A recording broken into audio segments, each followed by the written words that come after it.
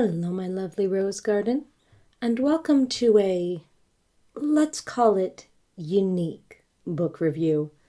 I am Avalon Roselin, indie author, and your slightly too literal homebody this evening. Man Fuck This House by Brian Assman is a book whose title rather demands your attention. At least it did mine, and I had it on my wish list for quite some time before it was gifted to me for my birthday. The plot is cliché to the point of parody. A family moves into a haunted house, and things go from bad to worse as their creepy son starts to act more and more creepy. At first, the book seems to be setting itself up to be a parody of the haunted house story, but the execution, unfortunately, didn't land for me. The writing style and tone never quite matched the comedic tone that some of the events of the books were seemingly trying to suggest. In some scenes, Assman poked self-aware fun at some of the common tropes of haunted house horror, but not consistently. This made it a little hard to determine whether or not any particular scene was meant to be taken seriously. For example, there is a scene with a television fairly early on that seems to start out a little creepy, then takes a turn for the farcical, only to then turn back around into being creepy again. The pacing also jumps around, with the supernatural force in the book showing signs of aggression early on, then pulling back for a while for seemingly no reason other than to extend the length of the book. I might be interested in reading some of Assman's other works, if they're straightforward horror, and if they're edited a little better. But Man Fuck This House never felt like it was certain of what it wanted to be, and with a title like that, it sets the expectation for far more parody and comedic gags than what the book actually delivered. If you were a big fan of Monster House and are looking to read a more grown-up version of that, I think you'd probably enjoy this book all right, but honestly, I kind of wish I'd just rewatched Monster House. At the very least, Man Fuck This House is pretty short and a quick read.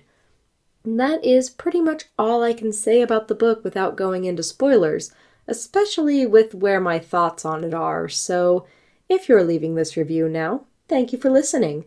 I hope you'll subscribe and leave a comment sharing your favorite haunted house story below. I don't care if it's a movie, a book, or a creepypasta.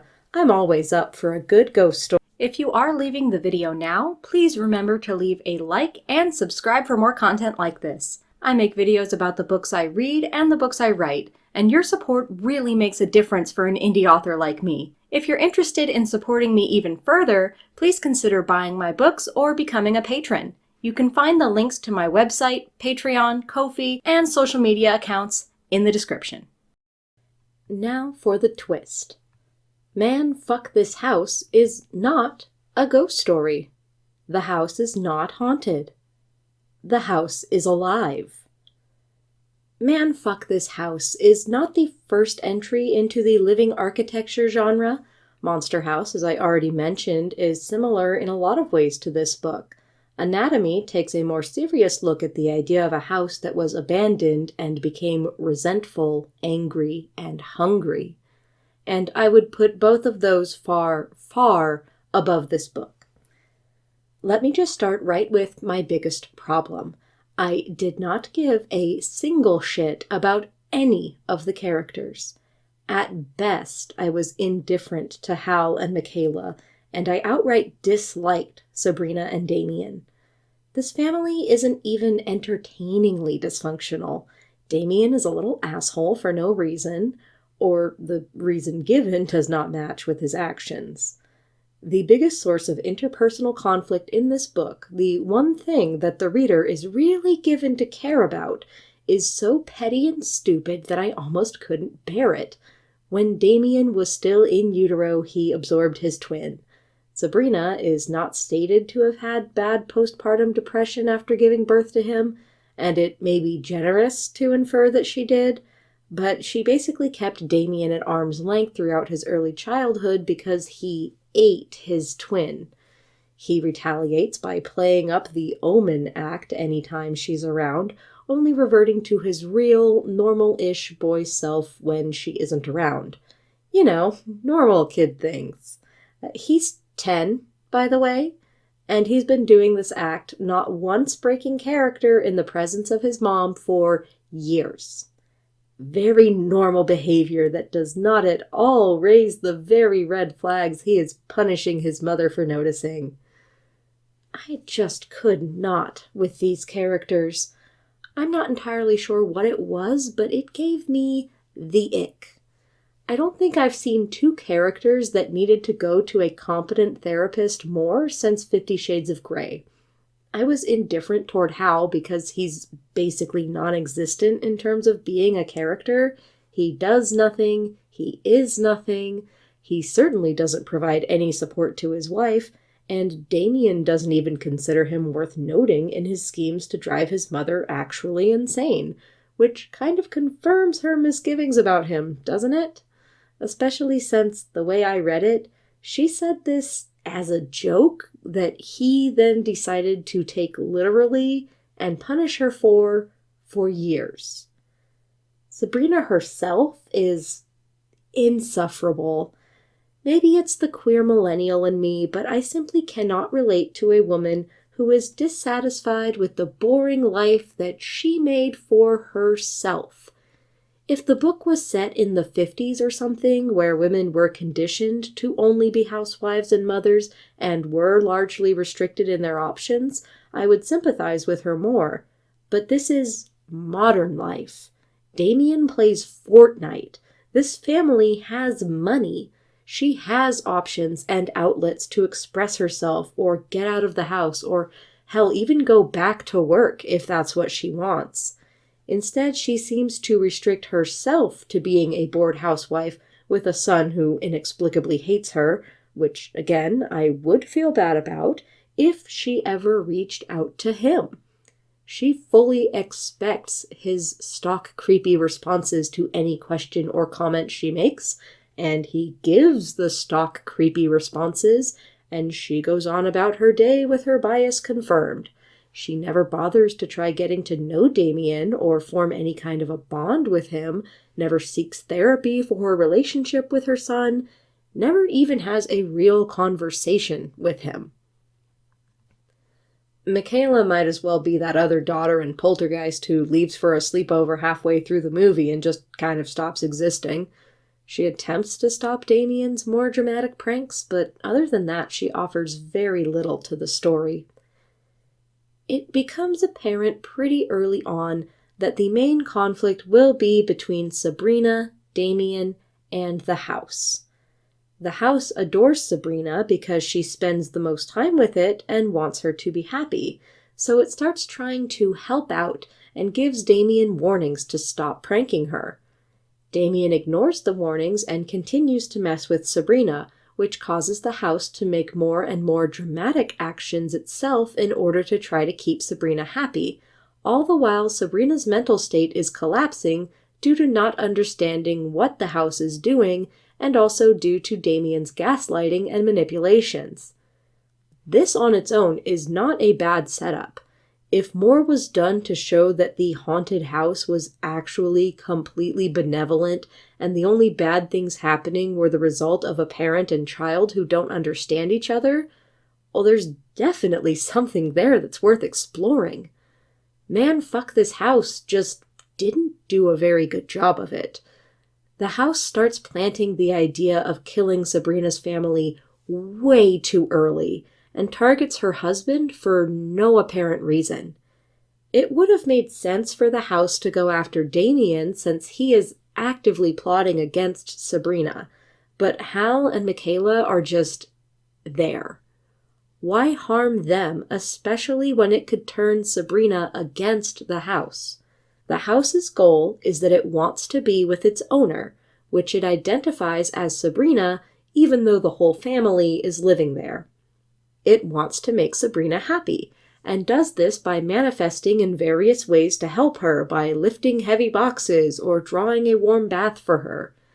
The early chapters of this occurring, and Sabrina reacting first with fear, then with curiosity, are the best parts of the book, because the pacing and the unlikable characters run the premise into the ground not long after. But I already see better ways to use this and accentuate the characters. If this is going for parody, as the title suggests, then the dad should be beyond oblivious.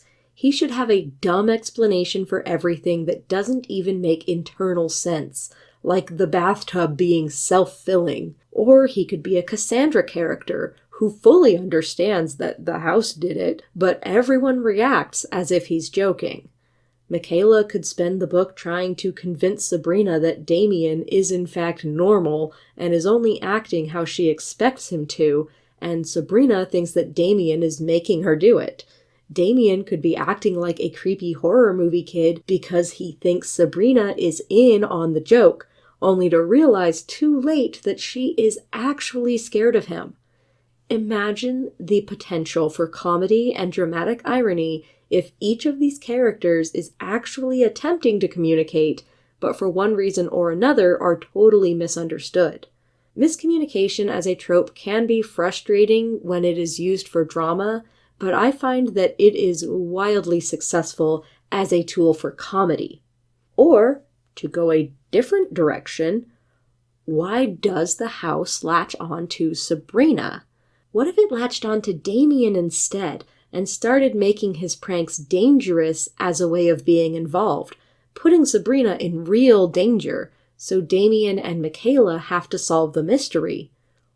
Or it could latch on to Hal and try to make the family more normal, leaving the most average half of the family to take action to protect Sabrina and Damien. Again, there is something here, but it would require actually giving a shit about the characters and their relationships. In the end, the house literally comes alive and tears itself out of its foundation, whisking it and Sabrina away to start a new life somewhere else after failing to murder her family. Are we supposed to feel bittersweet about this ending? Sad? Scared? It's hard to say because Sabrina goes back and forth about how she feels.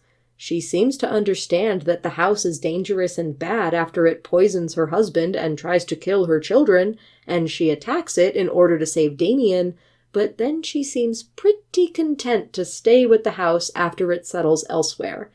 I'm not sure what the reader is supposed to get out of the ending. I know I've already brought up Monster House, but I have to do it again, between why one scene works and the other doesn't. When the house starts walking around in Man Fuck This House, it is goofy. And because of the inconsistent tone, I don't know if it's the punchline of the joke or if I'm meant to be worried about the characters. In Monster House, the house moving is handled amazingly. The kids are running from the danger, building tension. Will they get caught? They get out of range of the property. Tension releases, they're safe. Then the house rips itself up and starts moving, and the kids are fucked. All-time high tension for the finale. The rise and fall of the action matches the tone and intensity. In Man Fuck This House, it just happens. In Monster House, it's at least a little built up because the house is likened to a body several times.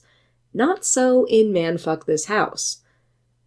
Lastly, the ridiculous stinger ending of the neighbor also being a house makes no sense. It actually makes some part of the book retroactively make less sense than they originally did, which is even worse. I wanted to like this book.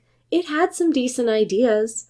However, those ideas have been explored better in other works, and you'd be better off checking out one of them instead.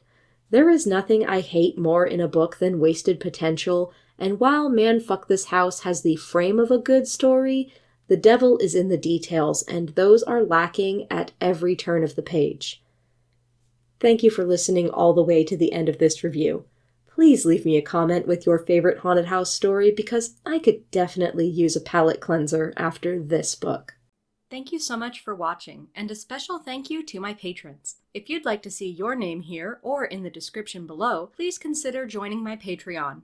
Your support means so much to me and allows me to continue making content. If you want to support my content in different ways, consider buying my books, donating on Ko-fi, subscribing to the channel, or even just giving this video a like and comment. Any and everything is appreciated so much.